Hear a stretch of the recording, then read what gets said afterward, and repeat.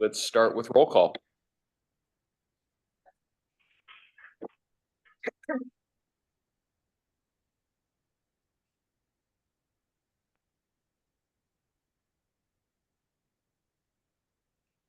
All right. I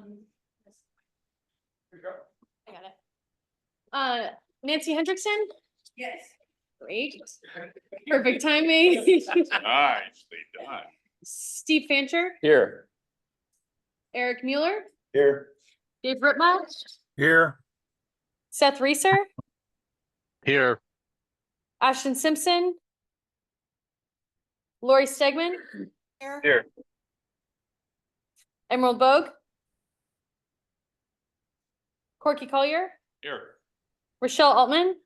Here. Mary Helen Kincaid, Here. Tanny Stephenson, Here. Eric Molander, Here. Jason Dumont. I see. He's here. I saw him. Maybe frozen. There he is. He's locked up, it Here. looks like. Got it. Ed Washington, Here. Bob Salinger, Mr. Chair, Bob is attending graduation events for his son. Asked for staff to text him prior to the agenda item number 3. Okay. and Regrets not being here, and Emerald is dealing with childcare issues and hopes to participate as time permits. last is Heather King. Here. And I think just for the good of the order, just let me know if your microphone seems to be shutting down. I have fresh batteries, and definitely project your voice as for the benefit of those online. And if it's helpful, we can pass mics around to those that wish to speak, and we'll do that. All right. Well, our first item of business today is a resolution honoring the Legacy District. As momentous as this is, I think I'm going to read through the actual resolution. In fact, I'm going to read the staff item first and then read the resolution, and then we'll have a little discussion and then move forward. Yeah, Jim. And Mr. Chair, I'm not sure we informed you, but I do believe we have legacy board members who may like to speak. Or Wonderful. former legacy board members, so you might want to factor that into your thinking about your agenda. My apologies for not including it. Okay, will do. Thanks, Jim. So, staff recommends that board adopt resolution 2024-0601, honoring the work of the boards and staff of the Columbia Corridor Drainage Districts. As the legacy drainage districts will be succeeded by the Urban Flood Safety Water Quality District, the purpose of the resolution before the board today is to acknowledge and honor the service of the numerous community members, landowners, board members, and district staff who have contributed to effective flood protection service for over 100 years. The 4 drainage districts, Peninsula Drainage District number 1, Peninsula Drainage District number 2, Multnomah County Drainage District number 1, and Sandy Drainage Improvement Company, referred to collectively as the Columbia Corridor Drainage Districts, were formed in 1917 by local interests to prevent flooding so that the land could be used for farming year-round and developed for industrial use. Over the next 107 years, numerous community members, landowners, and district staff worked together to ensure that our system meets community needs and federal standards, and to work to reduce the risk of flooding for tens of thousands of jobs and residences, hundreds of acres of parks and natural areas, and places of historical significance. In the fall of 2016, regional stakeholders came together as part of the Levee Ready Columbia partnership and identified that the governance and revenue of the 4 districts were not enough to meet the modern needs of the urbanized, managed floodplain. The partners committed to work through a research and planning process to analyze governance structures to find a better solution. In the spring of 2018, the LRC partnership decided to pursue legislation to create a new district based on the recommendations of the planning effort.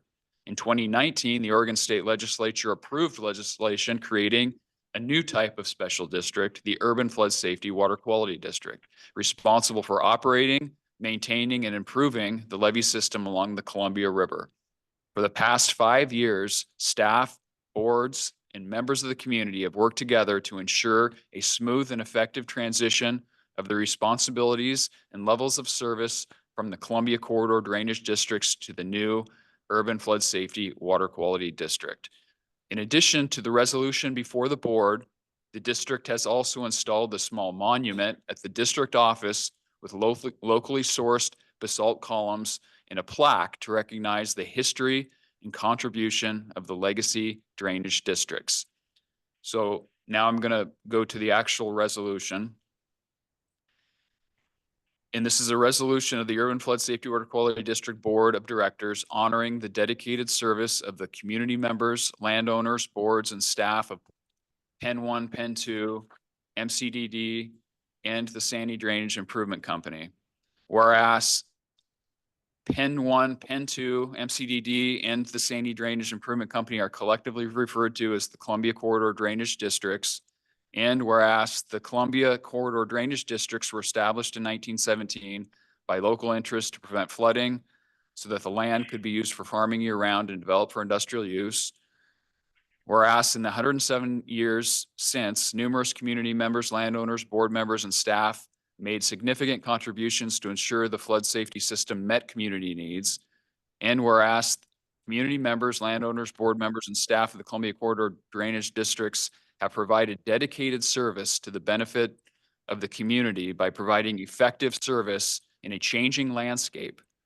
And whereas the Columbia Corridor Drainage Districts will be dissolved with the duties and responsibilities carried forward by the Urban Flood Safety and Water Quality District, and the board wishes to recognize the foresight, vision, and dedication of many community members, landowners, board members, and staff in their efforts to ensure continued flood safety for the community. And whereas the board of the district wishes to acknowledge, celebrate, and honor the achievements and efforts of the Columbia Corridor Drainage Districts over the last 107 years, the district board hereby resolves that we, members of the board, do hereby extend to the Columbia Drainage District Board members, staff, and landowners, one, sincere and grateful appreciation for their dedicated service to the farms, industry, businesses, public infrastructure, natural spaces, and residents of the managed floodplain.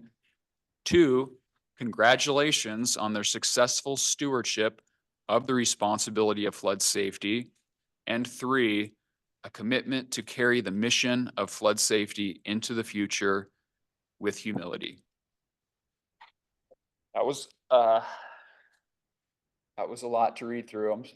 Thank you for your attention and patience. I do want to ask if we have board members of any of the legacy drainage districts here today, if you would stand up and be acknowledged.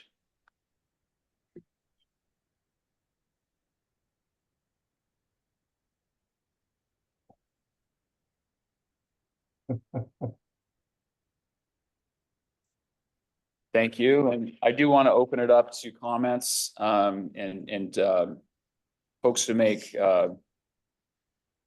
This is a momentous occasion. I'll start it by just saying I don't believe that this is a dissolution of the district legacies, their spirit of public service, the great work they do. It's a uniting. It's a unification and a great consolidation to better highlight the great work that these districts have done over the 107 years. And it's a pointing into the future of this great work to continue. This vital work that this region, this state absolutely needs us to be responsible for. With that, I want to open it up to comments, questions. And we'll start with Mary Helen. I think this is a wonderful opportunity for us to thank people. They just don't know that they're being thanked. And I have been one of the board members that has been engaged with many neighborhoods. I'm in the land use group. And those people had followed this, and it ranged from everyone that didn't even know there was a levy, even though they're land use chairs in other parts of the city. And so it appeared to some of the people that had been former drainage district board members and maybe moved to other neighborhoods, et cetera, that they didn't get enough information. And I relayed that to Jim, and I encouraged the neighbors that were so, and the neighbors submitted testimony at the TSCC meeting yesterday, or whenever it was, sorry, days escape me, that of their concerns. And one of our longest serving Penn 2 district members, who now has a representative on the Penn 2 board, Jareed Hyde Toll, her husband was a Penn 2 board member since we believe, she can't remember, she's 92 years old, but she believed she tied it back to her son's wedding, back to like 2008. And so she was not made aware of, and I would encourage, and some of the former board members did get an email invitation to the celebration on June 18th. And I didn't have the time to go back and contact the ones that I knew had been involved. So I don't know if there's a way to, if MCDD has the information of former board members, who they were, if there's some way to notify them that they're being celebrated, maybe send them a copy of the resolution or some sort of, what's happened. And Jim, correct me if I'm wrong, but the testimony that my neighbor submitted that they actually took a lot of time to write was sort of, we didn't know what was going on, and why didn't you tell us? And I would like to at least use the opportunity to honor them and say thank you for all the work you did, because in many of the public pieces, it said not much work has been done in the last 100 years, and we've kind of changed that now in this resolution by recognizing them. And I think it would be greatly beneficial to let them know that their work was and is very much appreciated, and we wouldn't be as safe and dry as we are now. And many of them had hands in wetlands development, have participated in the Columbia River Treaty, or not participated, but sat in on the Columbia River Treaty. But they work, they have kids, they have illnesses, they have family issues, so they can't really be that involved. And this might sound odd, but I used to spend a lot of time in my front yard, but now with my hip and my walker, it's difficult for me. So I've kind of escaped being out in the front yard and people stopping and saying, what's up with this? So I just want to somehow see if there's an opportunity to let them know that they're being honored, and that those basalt columns are there. It was a really big deal when Dave Hendricks, they did the sculpture of all the metal, the guys standing in front of the building. They did a big thing. There was probably like 50, 60 people when they dedicated it. Everybody got a, pat on the back and a certificate that you helped make us, our jobs easy, that kind of thing. So I don't know if that's an opportunity, but I really applaud the effort of this resolution, and I'm all for it, but I want to make sure that the people that we're honoring know about it. So that's just my comments. Mary Helen. I would echo, Mr. Chair, I'd echo that too. I want to make sure, I presume there's something a plan in place to make sure that past community members, board members, so forth are aware of it. I would also, it's probably unnecessary, but I'm wondering if it improves a little bit. Emily, can we scroll down to the resolution itself? To perhaps say past and present. Up a little bit. Yeah, there we go. Do hereby extend to the past and present Columbia Drainage District board members, staff, and landowners. Okay. Unnecessary, but does that make it any better or not? We're not specifying only past or present, so maybe Right. to add those, it's unnecessary. I don't know if it's necessary. Like I said, it's unnecessary, but I think it might be kind of just saying, look, we're not just talking about the current ones. Gotcha. Thank you, Corky. Questions, statements? Very good, Dave. Yes. Let's I saw Nancy's hand, but yeah, we'll go to, thanks, Ken. I'll prefer to, our legacy board member. Come on up. All right. Sure, yeah, on mic. Thank you. I'm Ken Anderton. I'm the Multnomah County Drainage District President. I believe I'll be the last president of Multnomah County Drainage District. And so I prepared a letter, and I apologize, it's a little lengthy, but I think it's important. We've had a lengthy history for me to read this into the record, and then you'll get a written copy of it on MCD's final letterhead. So I'm just going to start. Dear Urban Flood Safety and Water Quality District Board members, on behalf of the Board of Directors of the Multnomah County Drainage District, I would like to recognize the contribution of MCDD, Peninsula Drainage District 1, Peninsula Drainage District 2, and Sandy Drainage Improvement Company during the past 107 years. I've had the benefit of also being on the SDIC board, which with amazing folks serving on it, and many that aren't here today. There is a lot for the drainage districts to be proud of, from the initial federal investments in the levee system in the 1930s and 40s to upgrades of the conveyance and pumping system over the years. When the Army Corps of Engineers helped improve the original levees in the late 1930s and early 1940s, they created one large interconnected system. The legacy districts professionally operated that system and provided a vital service to generations of people in our region. Because of the legacy district's effectiveness, flood risk remained largely out of the limelight. The flood safety system remained hidden in plain sight. People didn't know really of the success the drainage district had achieved, and that's a good thing. Where we stand today, poised to establish a single unified district with modern flood safety purposes, sustainable revenues, is a result of sustained effort and compromise by leaders across this region, state, and nation. It's a result of countless people, ongoing commitment to improve flood safety. I'm proud of our history, proud of the community-minded efforts of the board's partners who have built a foundation we stand on today.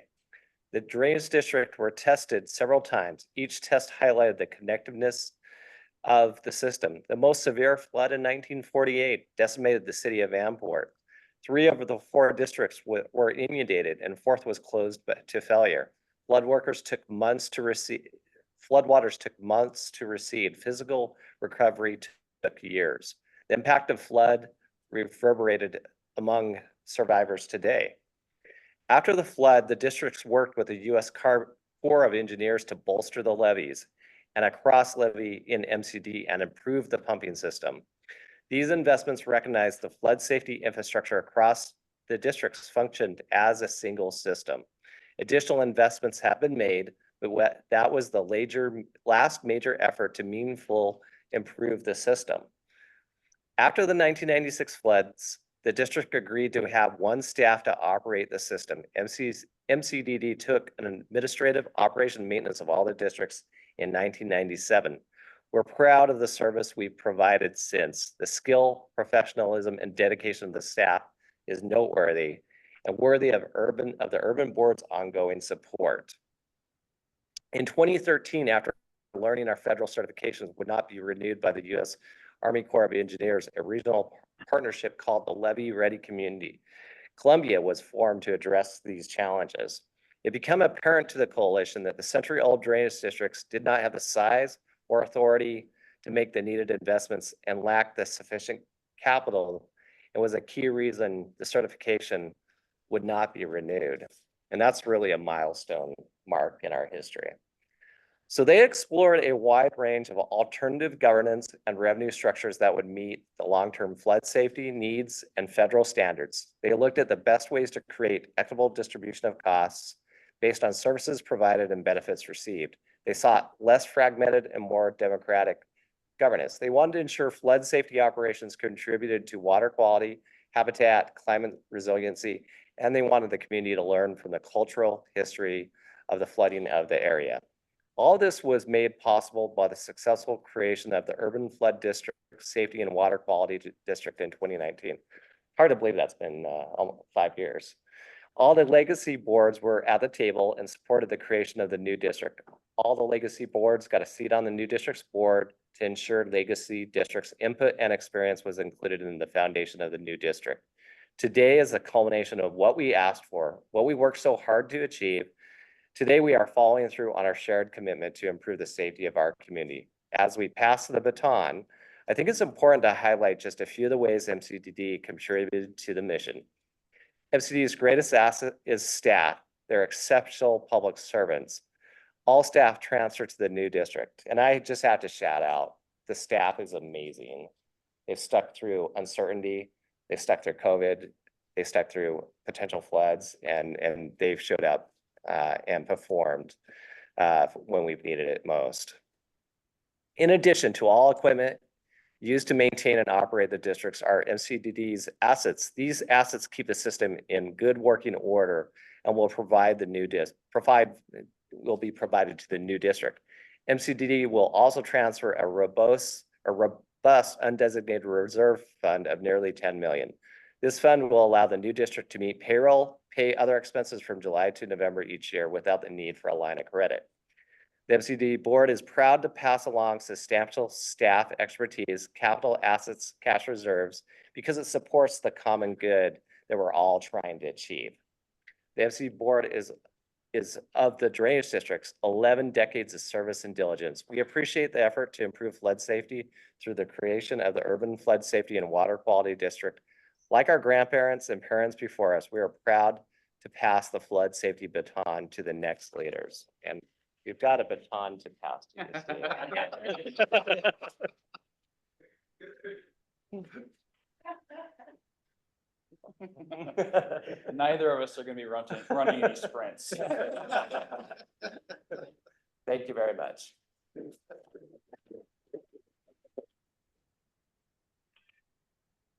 I'd like to say one more thing.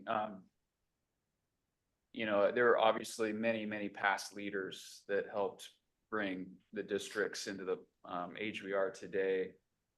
One of the first that I had experience with in the 90s while working for the city of Portland was Dave Hendricks, a man that's no longer with us, but provided great leadership.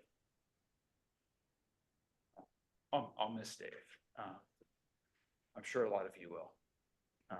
But there's been many other leaders of this organization. I just want to call out current staff, great leadership. Reed Wagner, somebody that really helped bring this to where it is today, and many others. But thank you. That's it. So I'd like to lift up something that you said in your first remarks, Steve, which was that we have to use the word dissolution, that legal word, but really what this is a unification.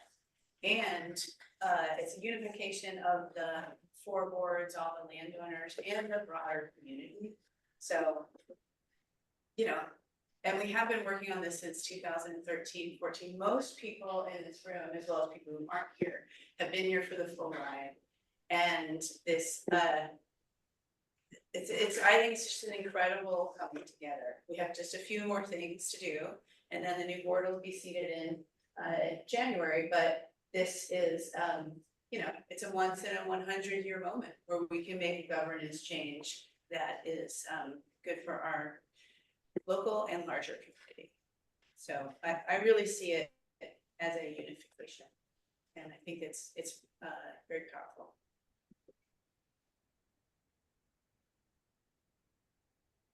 Can I say one other thing?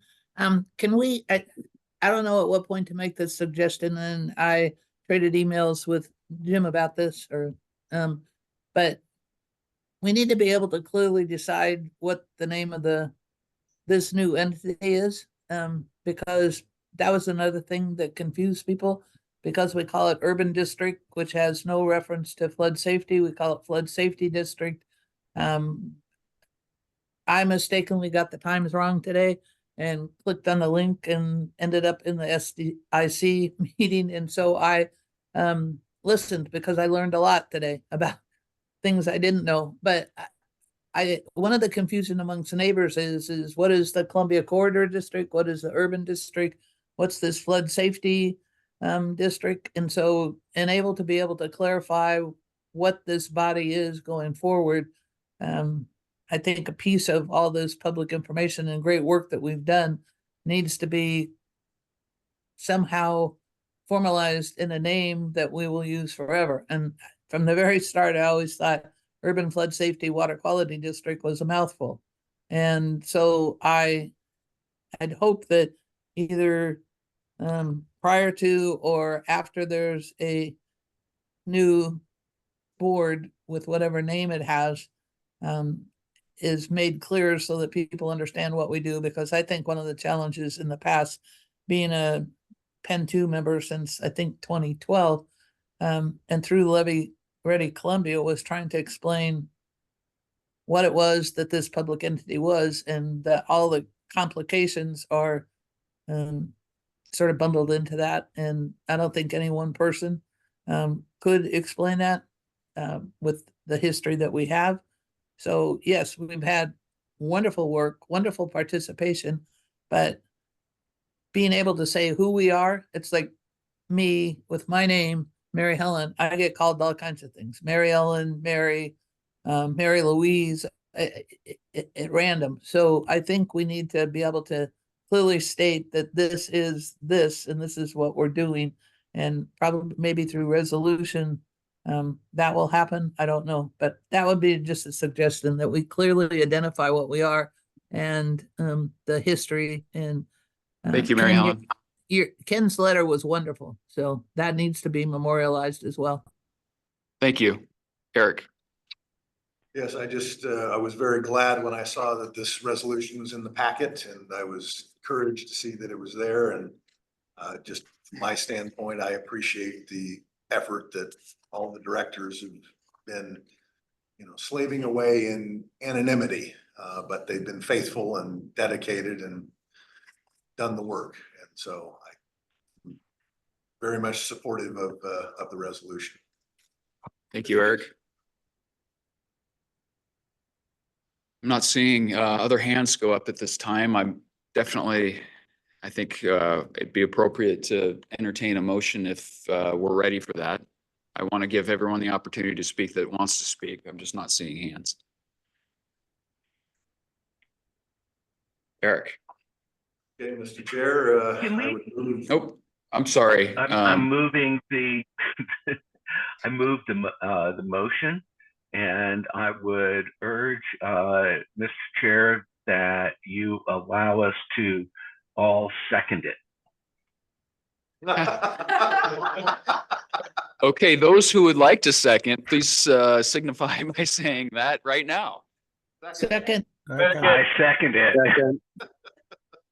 Is anybody on the board choosing not to second? Not hearing any.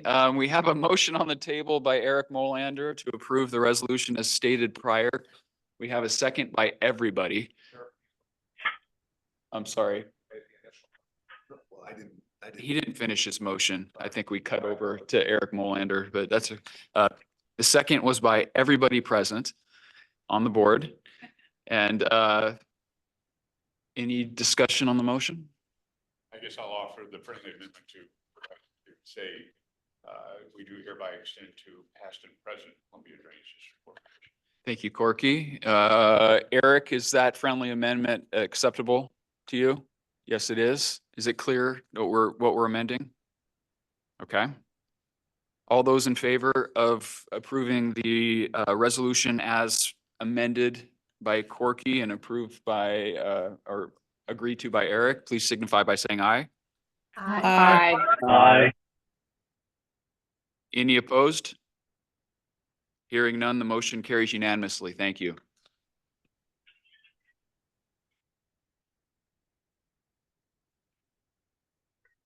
Okay, that brings us to our second item of business today. And Chair, we have a 15-second interlude for Colin to make a quick announcement. please. So just in front of the IFA, Thank you. Colin Rowan, Director of Planning and Public Affairs. So I was just in a meeting with the Infrastructure Finance Authority Board of Commissioners. And that is funding through the Special Public Works Fund. And we had a request of $15 million to support our efforts with the Army Corps of Engineers in the Portland Metro Levee System study. And unanimously, they supported that $15 million. It's a loan, and it allows us to move forward with some of the work, and it will be funded, paid back through our general obligation bonds the voters supported. So it's a great news. They were really excited to hear about the continued progress of your board, and really appreciative of all the work past and present. So just a little happy news. Thanks. Excellent. Great. Thanks, Colin. Okay, second item of business is, oh, I'm sorry. They were Clapping. oh. Our second item of business is a resolution calling for the dissolution of MCDD, Pen 1, Pen 2, SDIC, and the JCA. Rather than reading both the staff report and the resolution, which is largely redundant, I'm going to read the resolution, I think. This is a momentous occasion again, and it warrants reading word for word what it says.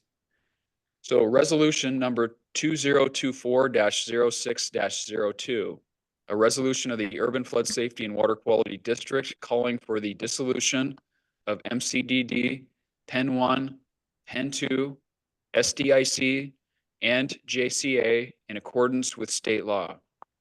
The initial board of directors, the board of the Urban Flood Safety and Water Quality District, the UFSWQD, determines as follows. Whereas the Urban Flood Safety and Water Quality District, the Urban District, is a special district formed under ORS Chapter 550 to provide flood protection, drainage, and water quality services.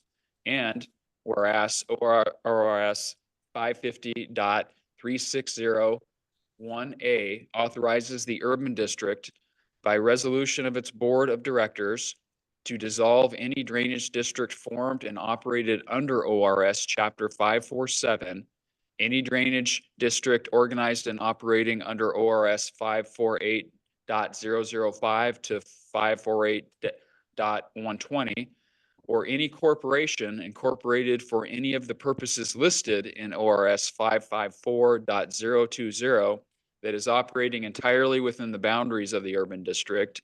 And whereas Multnomah County Drainage District, Peninsula Drainage District Number 1, Peninsula Drainage District Number 2 are drainage districts formed and operating under ORS 547, and MCDD, Pen 1, and Pen 2 operate entirely within the boundaries of the urban district.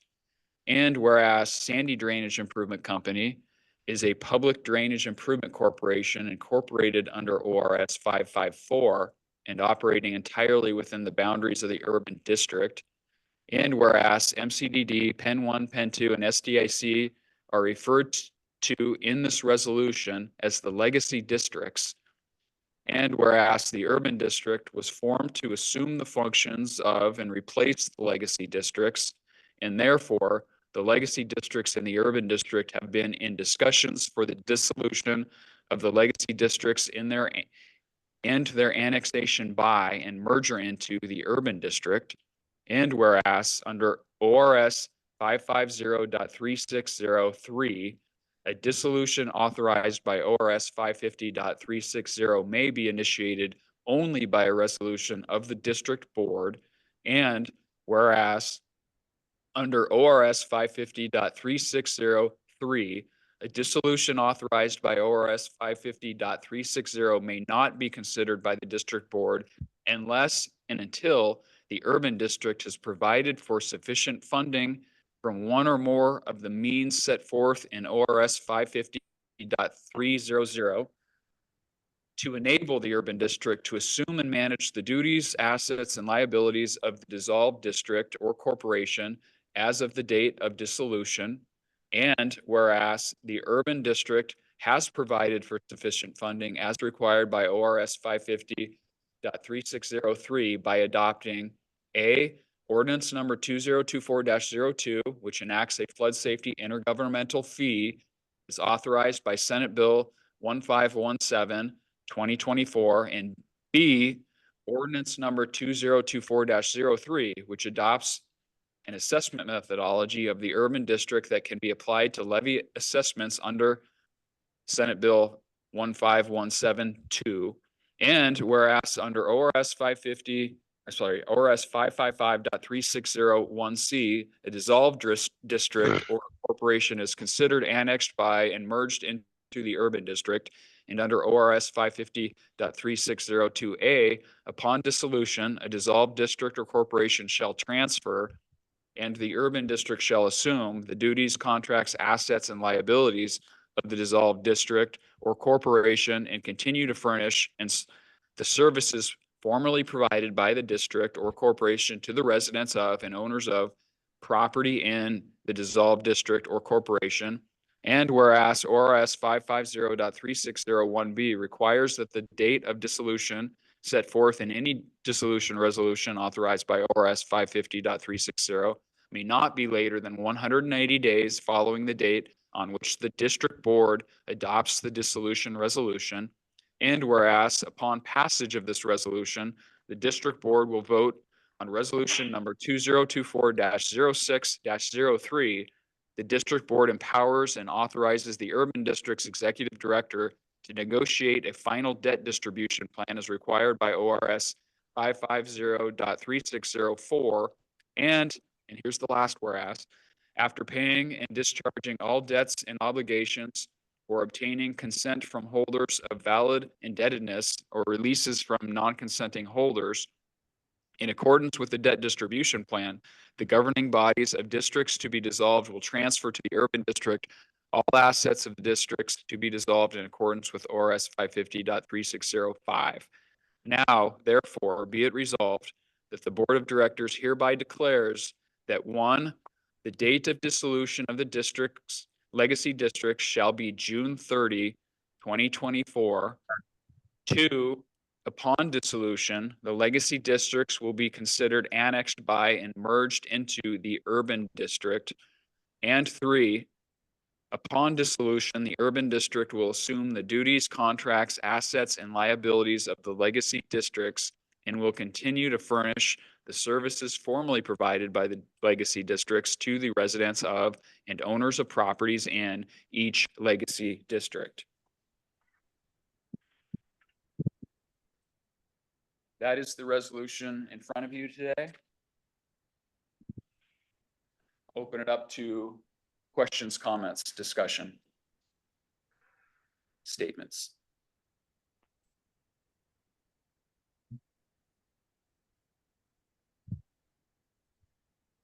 Mary Helen.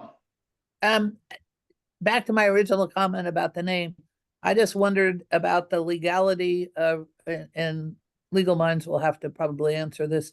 Does it make any difference that we use the term urban district? So does that mean that that's the name of the new, when it's technically with all the, No, that legislation? mean it. It doesn't mean it. It's just how we're defining So it. here. so somebody that read this would have to know that the urban district was, because maybe I missed it, but it doesn't It's say. defined up above. It's defined up above. Okay. Eric. First of all, thank you. I have served on the urban district now since its inception and have been delighted to be part of this group. We've worked very hard and have struggled through some momentous changes in the process and the expectations of what this board has before us. We began this with a clear sense that the revenue model that we were seeking and still may attain is a utility model where we would charge fee for service. This is still work to be done, but we are at the point that we should be in a position to be able to finalize this, merge the districts, and to move forward. I would ask, though, that the two final whereases be excluded from this, because the method and the process of doing the debt distribution is, in point of fact, a board responsibility. And I do not believe that we should delegate it. So I would ask you to think about taking those final two whereases out and to consider that as part of the next debt distribution plan whenever we get around to deciding how best to handle that. Thank you. Thank you, Eric. I'll ask for kind of a staff response to that. But go ahead, Lori. Sure. The resolution was written by Jeff Condit. And he's aware of all of the requirements under the legislation. And so he's not here today to consider amendments to the resolution, but these were 100% his words that were included in the document. So it's his recommendation that we include this. And I believe it was modeled after the legislation. So I think And that what if I has to may, happen. if I may, just on the legal point of order, that whether this does not take away the board's responsibility to approve a dissolution and a debt distribution plan. That will come before the board. Thank you, Allison. So let me make certain that I understand this. So doesn't this resolution say that we delegate the responsibility to negotiate to Jim? Just as the board acts in every manner through its staff, this is another, it's basically the statement to your executive director to move forward, because the board itself can't negotiate as a body. Your staff will negotiate and bring to you the results of that for the board to decide. But as in every other act, like in creating the bond measure, in deciding what projects to pursue, the staff does all of its work and then brings final decisions to the board for approval or disapproval. So we really aren't voting on the debt distribution plan yet. This just says, Correct. do your work, get it together for us. Okay, then That's I right. withdraw my objection to that because we will discuss that work in the next resolution. Is that correct? Correct. And Steve, did you get my note suggesting that we allow additional time for this? The next resolution? Yeah, I'm sorry I didn't catch that, Eric. We'll have to discuss that when it comes up. Right, and so I had sent a request that we extend the agenda time for the next resolution, resolution number 4. Thank you. Sorry, I didn't see Agenda item that. 4. Okay, no worries. Questions, comments? Motion? Eric? Mr. Chair, I would move adoption of resolution 2024-0602, a resolution of the Urban Flood Safety Water Quality District calling for the dissolution of MCDD Pen 1, Pen 2, SDIC, and the JCA in accordance with state law. Thank you, Eric. We have a motion on the table from Eric Mueller. Nancy? So we have a motion from Eric. We have a second from Nancy Hendrickson to approve the resolution. Any discussion on the motion? All those in favor, let's do a roll call.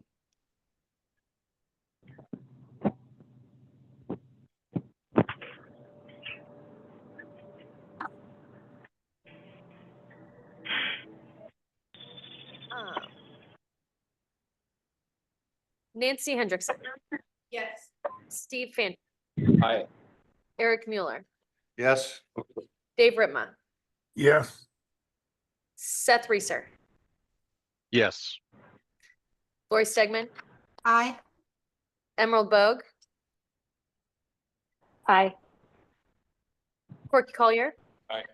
Rochelle Altman, Aye. Mary Helen Kincaid, Aye. Tanny Stephenson. Aye. Eric Molander, Aye. Jason Dumont, Aye. Ed Washington, Aye. Bob Salinger, Aye. and Heather King. Thank you. Motion passes unanimously.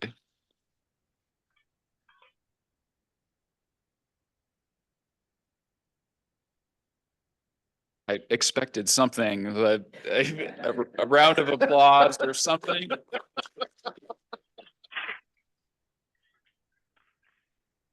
think it's a fair moment to acknowledge the bittersweet growth that's changed that. With great respect and appreciation for all of you. Thank you for getting us here and all the work that led up to it. And I know the entire staff is committed to trying to continue to do great service to all of you. So just to acknowledge to everyone, thank you. It's a big deal. And all of you have made a huge contribution to this. Thank you, Jim. Steve Ashton has his hand. Ashton. Thank you. No, I just want to put on the record that I am a yes. I wasn't called on the roll. Thank you, Ashton. Yeah, great responsibility. We don't take that lightly at all. I know as a board, and thank you to the legacy districts. I know that there are a few items of business between us and lunch, so let's move on to the next one. We've got Lori to present the debt distribution plan. This is included on page 9 of your packet, and you've got the resolution there on page 26. All right, let me get started. Good afternoon. Under ORS 550, the urban board is required to negotiate a debt distribution plan with any legacy district that holds debt. MCDD is the only legacy district that will hold debt as of July 1st, 2024. We presented the recommendation that the MCDD debt be assumed by the urban district at our board meeting on May 16th. Some board members were concerned about this recommendation and requested that we go back and review the asset and liability report recommendations. We've included several informational reports in your packet. I apologize for the number of pages. I hear it was almost 200 pages long. Looking at the asset and liability report. Additionally, we've had an initial discussion with the MCDD board and have reviewed direction from the board on their position related to the outstanding debt. We will briefly discuss these issues today.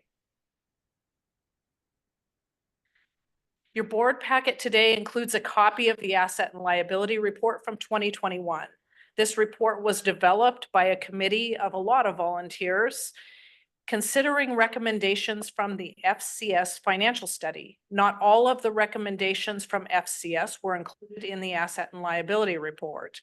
Of key note in this area, the FCS notes on consideration of a surcharge were not included in the final asset and liability report. We have been sharing information on each of the key financial values by legacy district with the board on a regular basis over the past year.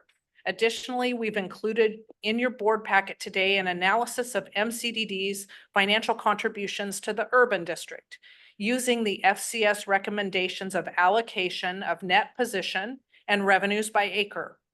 This analysis indicates that MCDD is actually contributing more on average per acre than the other legacy district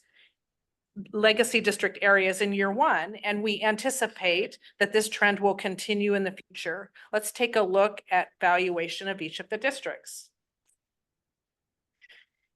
Using the asset and liability study categories of financial contribution, we've updated the financial information for the legacy districts using the June 30th, 2023 audited balances. On the left, you see each district's share of net position, which takes into consideration both assets and liabilities of the districts. MCDD is contributing 45% or $10.6 million. I will note here that MCDD's net position does not change if they were to pay off all of their outstanding debt. In this case, there would be a reduction in cash and a similar reduction in debt, while net position would remain unchanged. This is because MCDD holds enough cash received through prior assessments on landowners to pay off the outstanding capital debt. On the right, you'll see that 65% of the capital assets are coming from MCDD. A full list of assets as of April 2024 has been included in your packet so that you can see what's coming in from MCDD. Here are the cash balances in each district in April of 2024. You'll see that MCDD has over $10 million in cash, which is an adequate balance to pay off the $9 million in capital debt. The MCDD board has given direction to staff via a board resolution to pay off the outstanding debt prior to dissolution should the urban board determine that a surcharge related to the debt should be charged to MCDD landowners. The MCDD board agrees that MCDD landowners have already been assessed for that debt, as evidenced by the cash balance. This chart shows the carry forward cash balances included in the urban board's approved budget. Unrestricted funds from MCDD and the urban district will be available to fund district operations during the early months of the fiscal year when we're awaiting collection of the assessments. As we noted on the previous page, MCDD's fund balance is actually higher than this budget amount, so their contribution will be higher than what is anticipated in the budget. The designated funds from Pen 1, Pen 2, and SDIC will not be commingled with unrestricted funds. They will be held in a separate bank account and only available for operating costs and projects within those legacy district boundaries, and we're going to be tracking each individual district balances separately. These funds, therefore, will not be funding general district operations. We've had many conversations with our boards about this designated status, and we are committed to ensuring that we make sure that we are tracking and utilizing those funds within the legacy districts. We'll have a formal drawdown process, and we've already established a bank account to be able to keep those funds segregated and away from our general operating funds. There are two major categories of debt that are included in the debt distribution plan with MCDD. First, there's the employee-related liabilities, such as the PERS pension plan, unfunded pension liabilities. The urban board has already agreed to take on these liabilities in the transition under the terms of the intergovernmental agreement transferring employees from MCDD to the urban district. Second, there's the capital debt. MCDD holds an IFA loan with a balance of a little under $1 million. This loan funded capital. MCDD also has a capital loan from Truist Bank. That loan has a balance of $8 million and is at a very low 2.79 fixed interest rate. As we've discussed, given the direction by the MCDD board regarding their outstanding debt, the urban board has two options for consideration related to the debt distribution plan. The board can accept the large cash balance and transfer the MCDD debt without surcharge, and that's that low interest debt. Or you can determine not to accept the debt and move forward funding operations in the first half of the year with a short-term borrowing.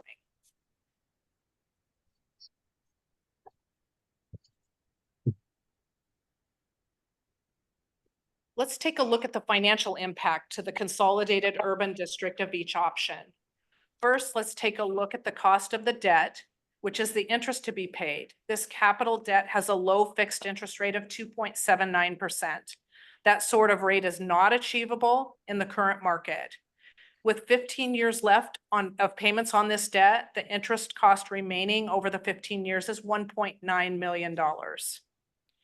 If MCDD pays off the debt and the $10 million in operating cash is not transferred, there'd be about $1 million that would be transferred. We'll need to do short-term borrowing each year to get through the months prior to assessment collection. This sort of borrowing is called a revenue anticipation note and is a normal part of operations for many Oregon local governments as a result of the timing of property tax and assessment collections. The ORS recognizes and allows this sort of funding for local governments in Oregon. Under this option, the urban board would also lose flexibility around establishing operating and capital reserves. We will need extra cash to set up reserves, and the district won't be in that position without this $10 million in cash. Calculating both the interest cost on the short-term borrowing and interest earnings lost on the cash balance over the same 15-year period, the total cost of short-term borrowing is $4.5 million. This assumes a 5% interest rate on the short-term borrowing, which is lower than the current borrowing rate, but hopefully will end up being the average over those 15 years. This assumes a 4% earnings rate on the investment of the cash balances, and that's the interest rate that we're earning on our local government investment pool today. Staff has been working on contingency planning. Should you provide direction to move forward with the short-term borrowing option? We know that MCDD will transfer some cash, and as we noted, their net position does not change.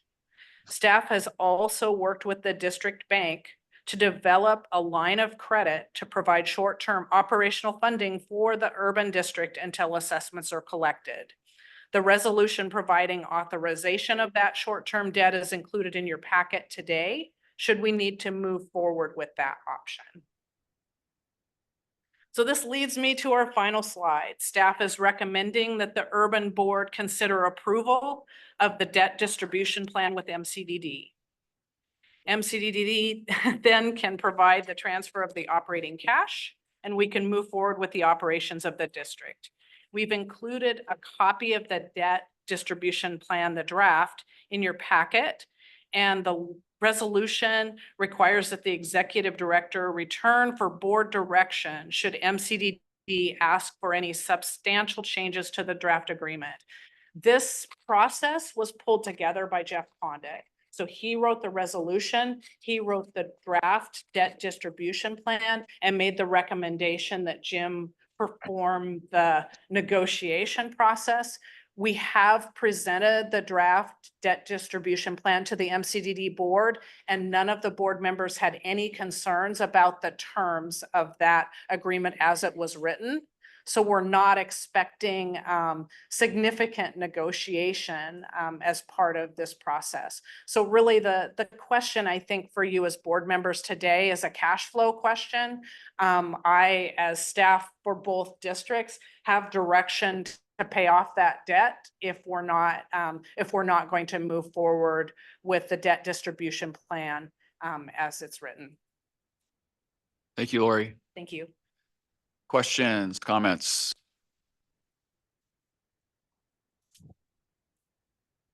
Nancy.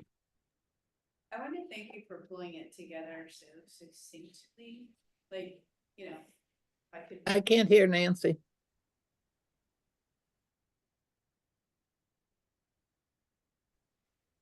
I just wanted to thank you for presenting it so succinctly. I mean, we've talked around these issues for a long time, and to see the actual graph side by side, like this is what the positions are of the relevant districts. And then people can hear me okay? Steve. Okay, great. And then say, well, you know, we have two options. One's more expensive. So to me, that's really helpful to boil it down like that, because I think as a board member, I certainly feel a fiduciary responsibility to our public to choose the less expensive option. But I appreciate the presentation. Thank you. Thank you, Nancy. Seth? Yeah, question. going back to the MCDD board, doesn't that, didn't we just take action to dissolve it? We did as of June 30th, and our next meeting with the MCDD board, I believe, is on the 20th, and we'll be taking this debt distribution plan for their approval, should you decide to move forward with it today. Okay, so there's still opportunity for them to consider it. All right, that was my Correct. question. We've got a few weeks.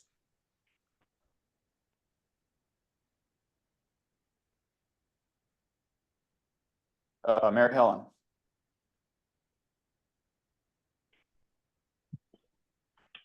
Having mistakenly just gotten into the SDIC meeting today, maybe I missed it some other place. I've been told it was discussed at this meeting, and between that meeting and this meeting, I didn't have time.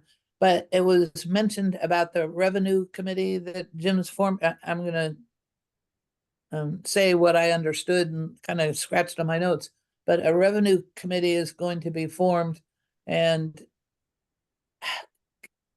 if I've missed it, then fine, I'll ask you later, you can explain later, but I don't know if everyone knows about how that's going to be constituted, how your responsibilities relate to the debt distribution and how those decisions are made. It was sort of news to me that there was a revenue committee, and I obviously am not at all a candidate for that, but we have other members who are finance directors and do. So can you maybe explain how that will influence our knowledge of how that debt distribution will happen? And if we vote on some sort of adoption or extension of voting on this, if we have till Happy to June do it, Mary Helen. They're Yeah, two okay. separate issues. You may recall Councilor Ripma and other folks from East County when we learned of the struggles of using a utility model. The collection became a real cost factor. And so when the board, I think reluctantly and appropriately reluctantly decided to pursue the assessments, an ongoing use of assessments, there was also a call for staff to work with the interim urban board to convene a task force to review options for solving the collection challenge and moving forward with a non-assessment methodology. And we committed to the interim urban board to try and pull that committee together this summer so that that committee could provide recommendations to the elected board when it is seated in January, should there be options that the task force can come up with that would help solve for that collection challenge. That does not impact the debt distribution decision you have before you in any way. I'm glad you can hear, Eric. Apologies for the trouble. No.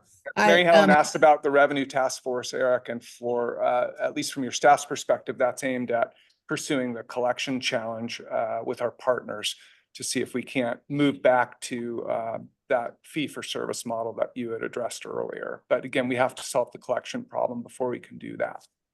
So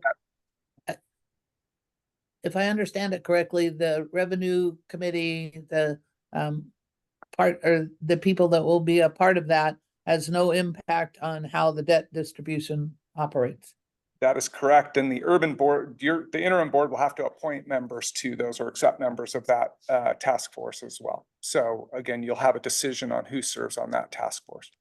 Okay. Eric, go ahead. We can't hear you if you're trying to speak right now.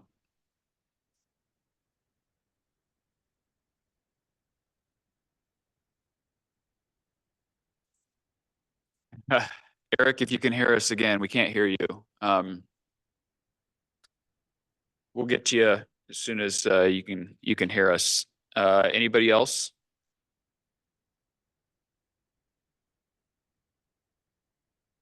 Any luck over there? Okay. Yeah, he could be frozen. Danny. So in the debt distribution plan, I'm just going off of in 550, okay, section 4A.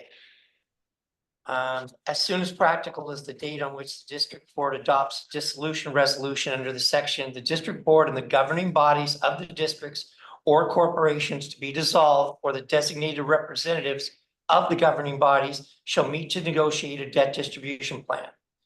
A debt distribution plan may provide for any distribution of indebtedness between the urban flood safety and water quality district and the district or corporation to be dissolved. And to me, it just sounds different than what we're doing. And I know Jeff Condit wrote both, but they sound different. And why is it that way?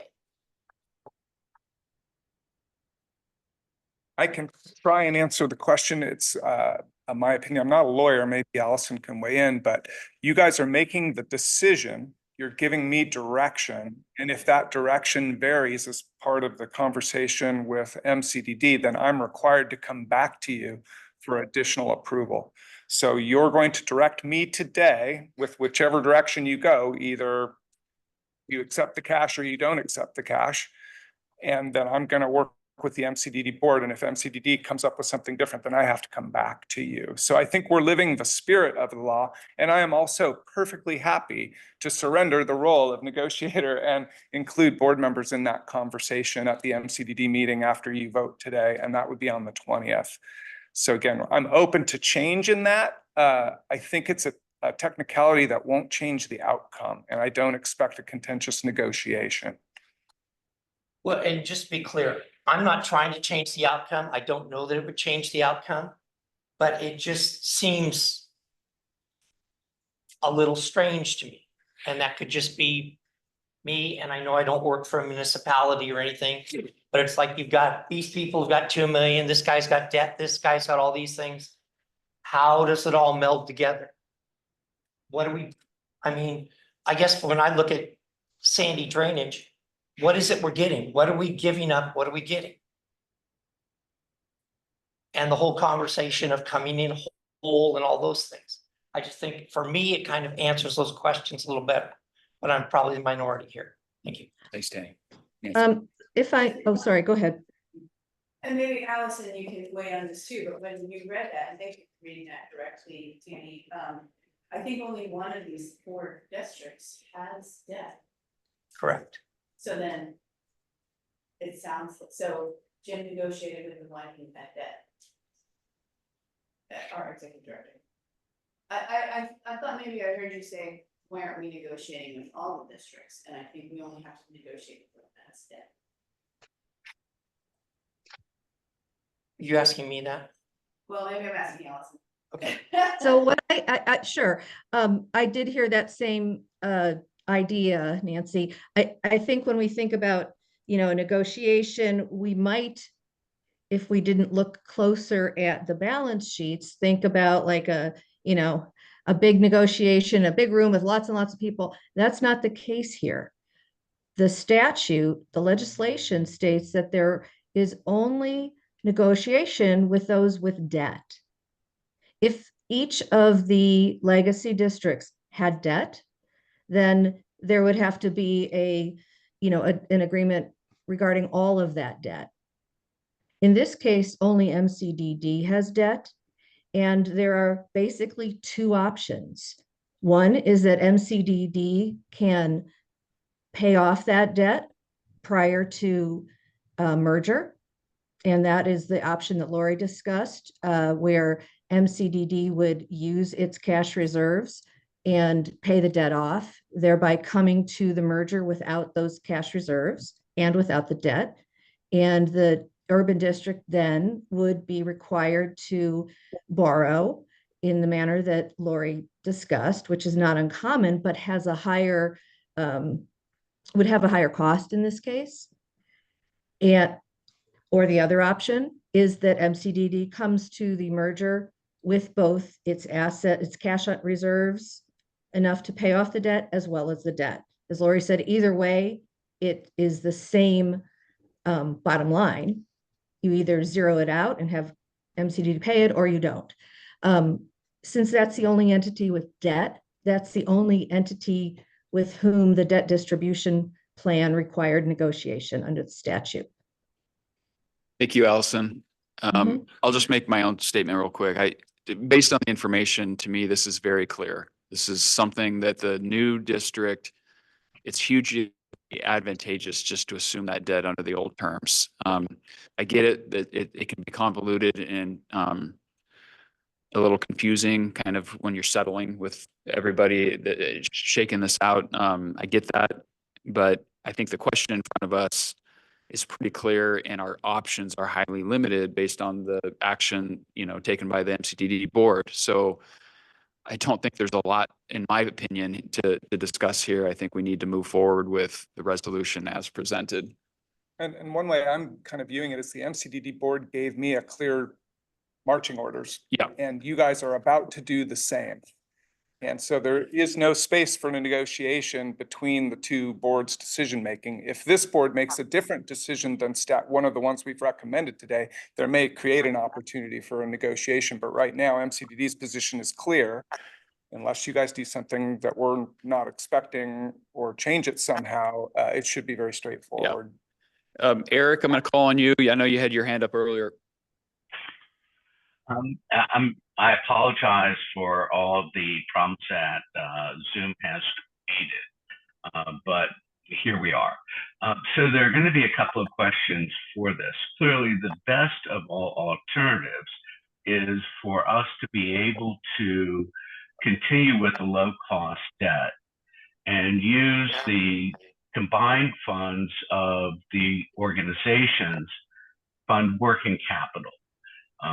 The reason that we are at this crossroads is that there seems to be an indication that the MCDD board does not want to pay down or assess their landowners for the future debt payments.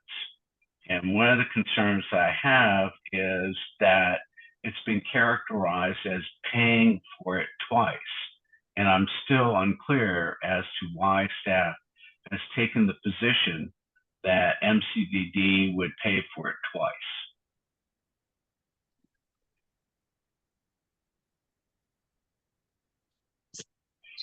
I can restate, MCDD has $10 million that has been raised through assessments. And they have a choice to make about whether to give the urban board that $10 million or pay off the debt. So their ratepayers have contributed that $10 million already. And the services that are provided by the tools that were purchased with the capital loan are in service across the district today and will remain in service for many years. Okay, but really the $10 million in cash is really for both working capital, which is the reason that we would have to take out the revenue anticipation notes, as well as for fixed capital. And when we look at the $10 million, how much of the 10 is associated with working capital? I think that's a different question than who's paid. No, it's not. It's all about where, the $10 million has been raised, and it's been raised to two purposes. One, to be able to pay down long-term debt, and the other is to be able to support working capital. How much is the working capital component? The net position and balance doesn't change for MCDD, Eric. So it's again, the landowners have already contributed that amount of money, and the distinction between working capital and operating capital is irrelevant to who paid for it. So Jim, what you're missing in that is that there are two future funding requirements. One is on the debt, and the other is to be able to fund current operations through working capital. How much is MCDD contributing towards working capital? And we included that analysis in the board packet. We looked at the year one revenue of MCDD along with the fund balance that's carrying forward. And per acre, which was the recommended way to measure this under the FCS study, MCDD is contributing more per acre than the other legacy districts. Dollar amount, Lori, how much is of the $10 million is associated with our working capital requirement? I don't know. If I may, I think that the actual question is, how much has been contributed by MCDD landowners to, as compared to the debt? And with respect to the debt being carried over, MCD landowners are contributing that much and more in cash reserves, unlike the other legacy districts. So the idea is simply that since they have already contributed funds that could be used right now to pay off the debt, they could either do that or come forward without with both the cash and the debt and not have a future obligation to raise more from these same landowners to pay off that same debt. I think that the issue that we have is that there's an obligation for us to be able to assess the MCDD landowners for sufficient funds to be able to cover that debt. Otherwise, in future years, when that debt becomes due, it'll come out of general funds, which have been raised from MCDD, SDIC, Penn 2, and Penn 1. What I've been asking for is some explanation of the $10 million that is outstanding, how much of that is available for us to pay off the debt, and how much is available for us to contribute to working capital so that we get through the 6-month period until funds are received.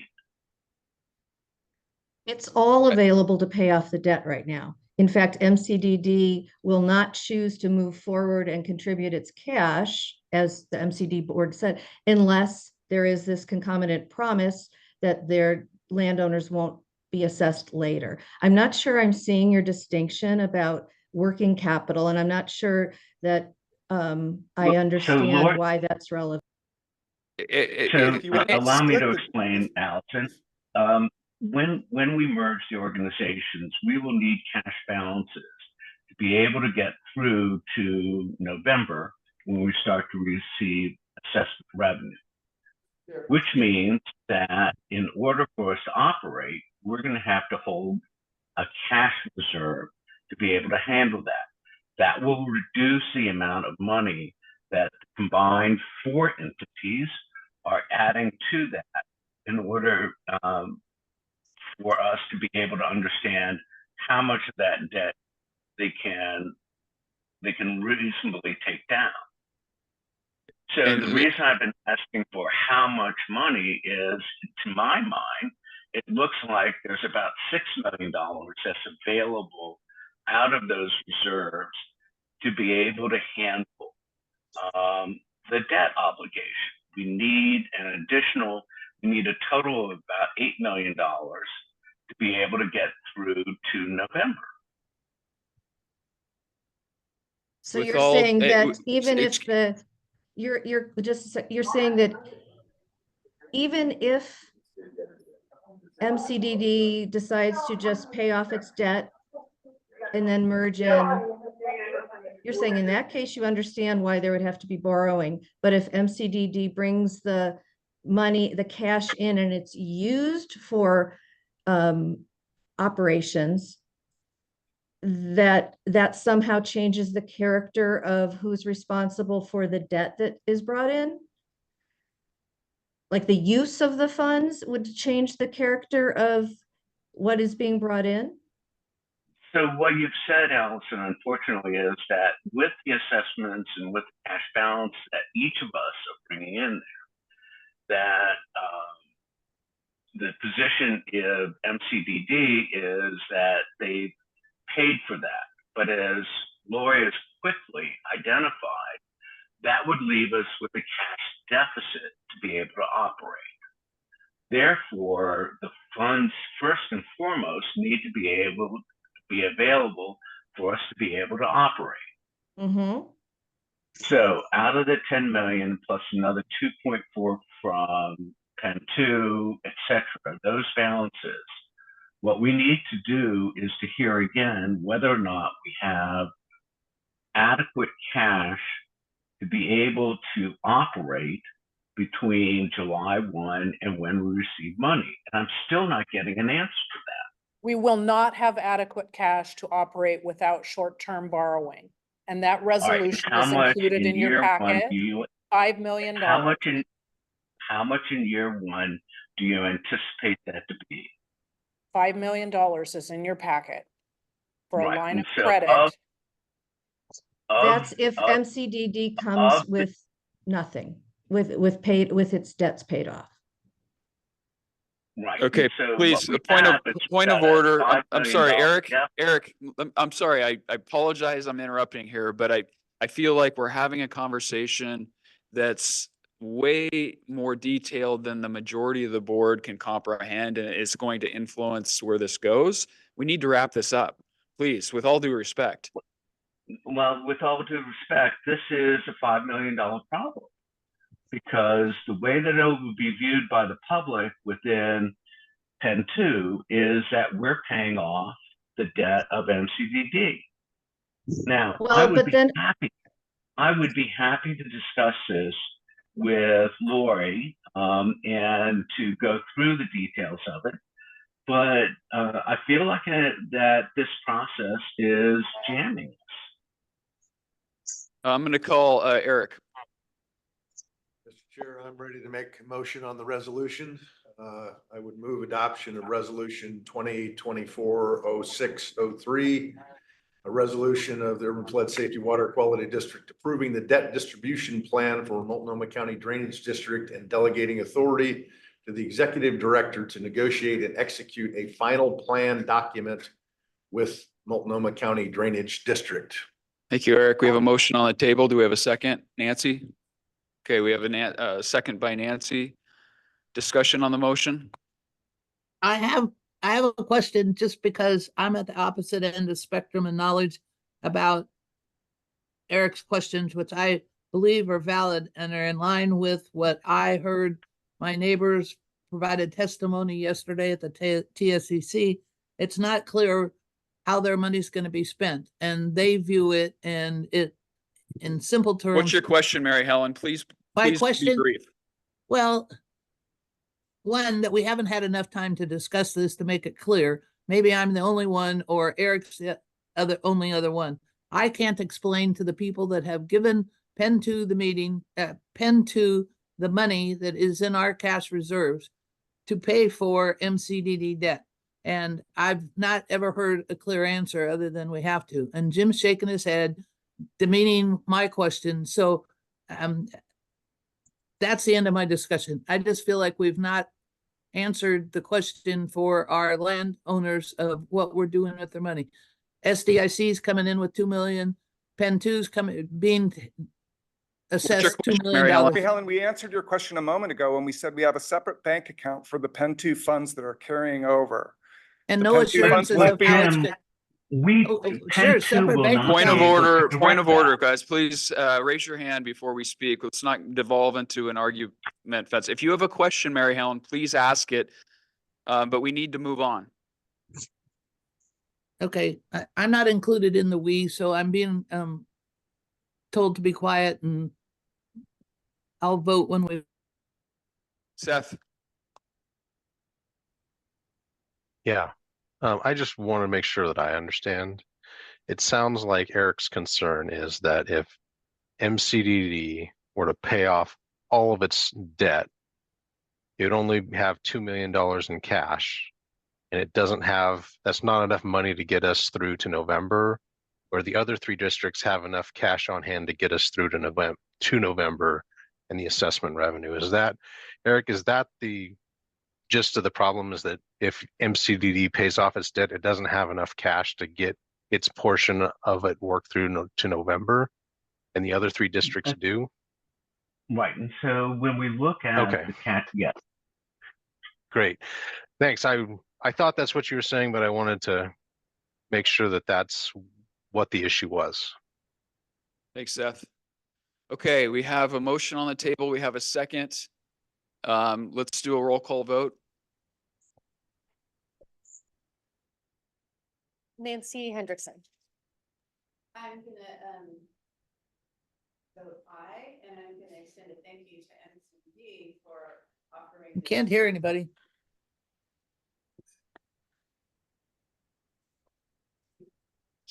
I'm gonna vote aye and extend a thank you to MCDD for extending this choice because they could have just paid off the debt. Steve Fancher. Yes. Eric Mueller. Aye. Dave Ritma. Yes. Seth Reeser. Abstain. Ashton Simpson.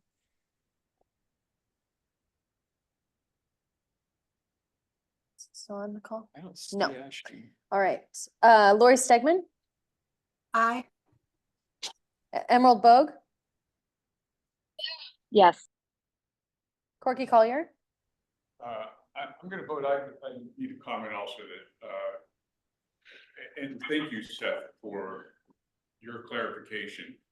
I have great respect for both Eric and Lori's financial abilities here, and I'm very disappointed that this has not been resolved before this meeting. I would hope and ask, request that the two of them get together, come up with a joint statement and say what they do agree on, and hopefully not what they don't agree on. With that, I vote aye.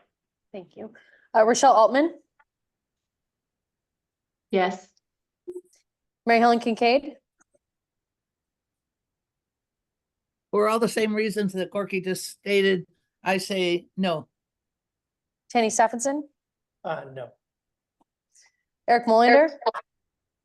No. Jason Dumont. Aye. Ed Washington. Aye. Bob Sellinger. Is Bob still on the call? Looks like no. Heather King. All right, the resolution passes. Thank you all.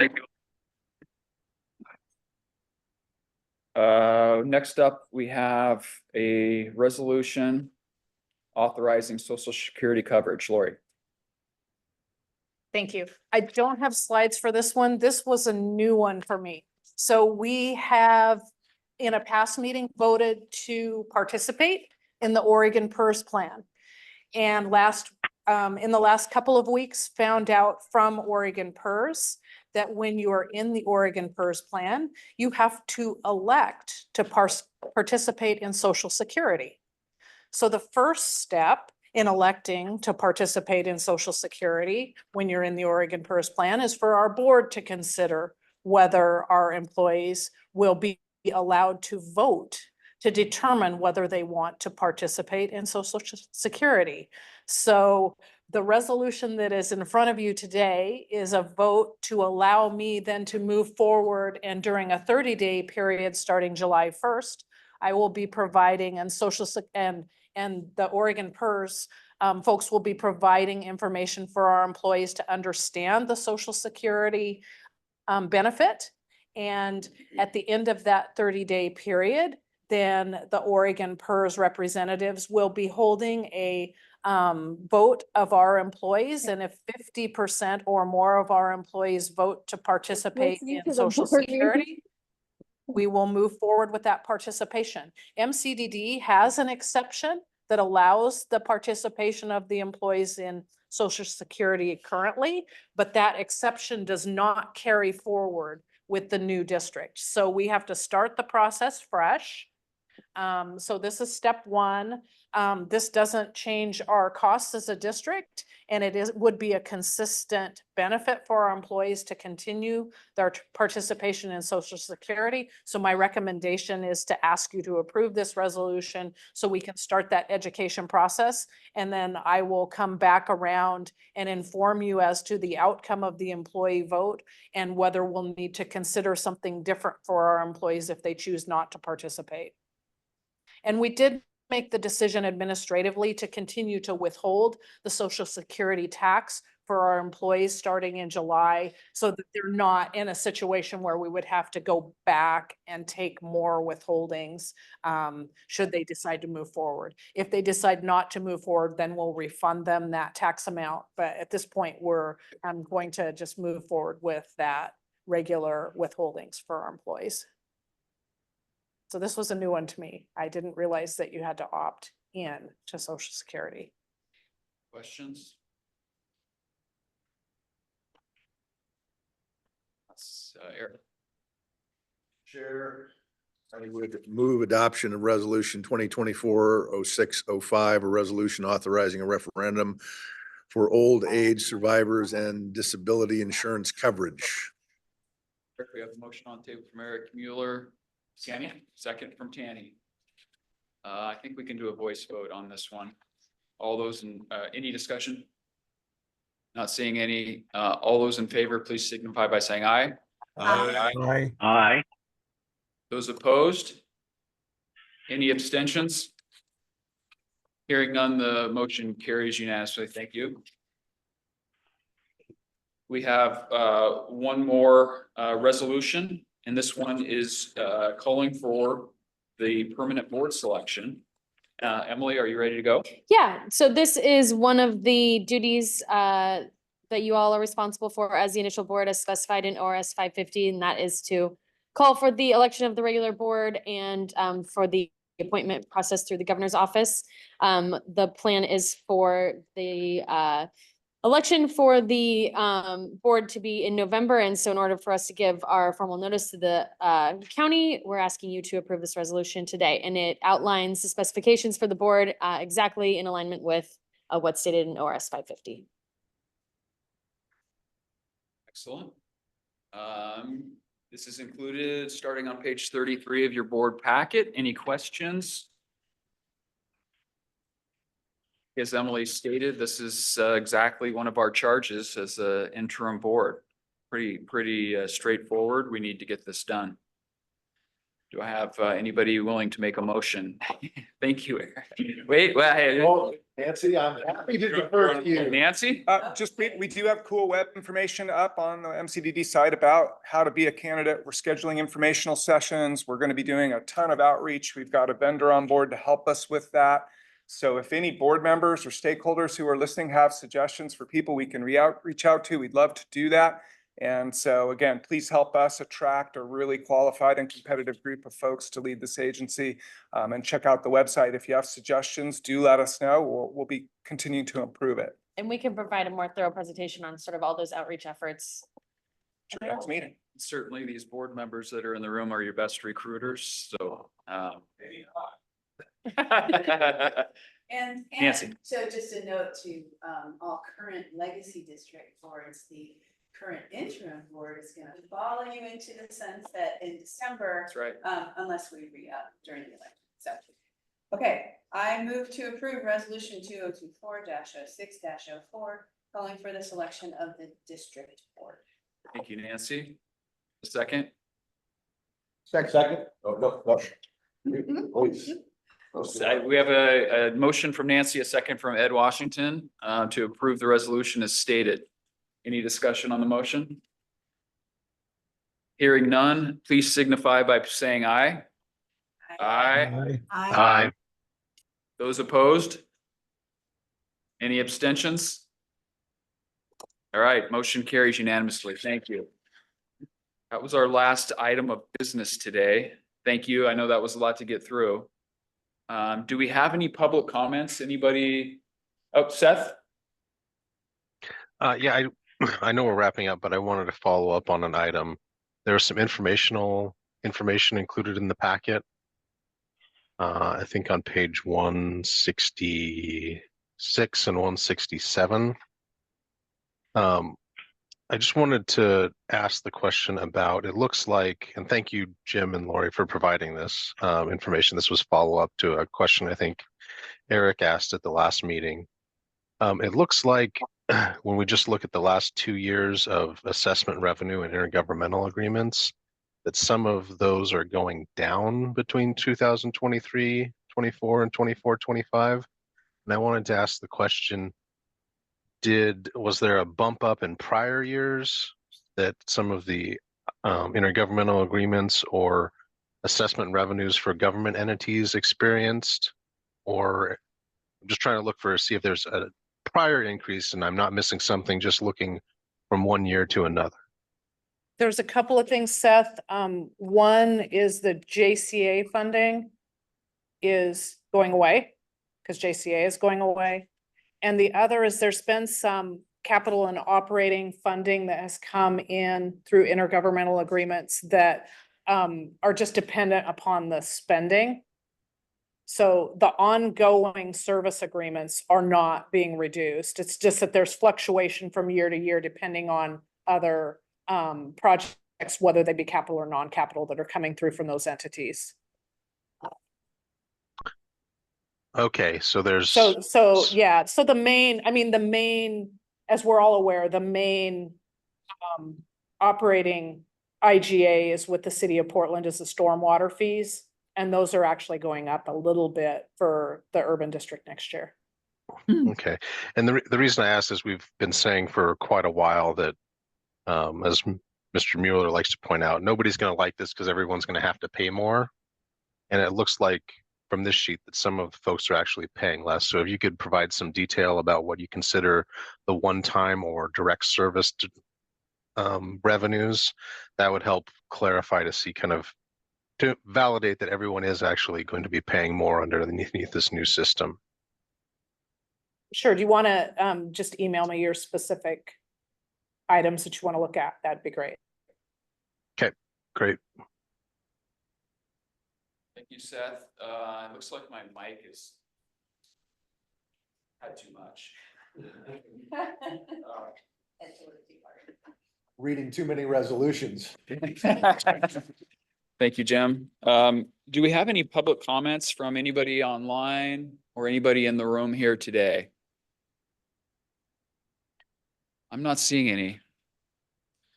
Okay, I think we've got some hungry bellies, and thank you for the business that we accomplished today. Thanks for all of you that showed up that are part of legacy districts and or just part of the family in general. Thank you very much. We're adjourned.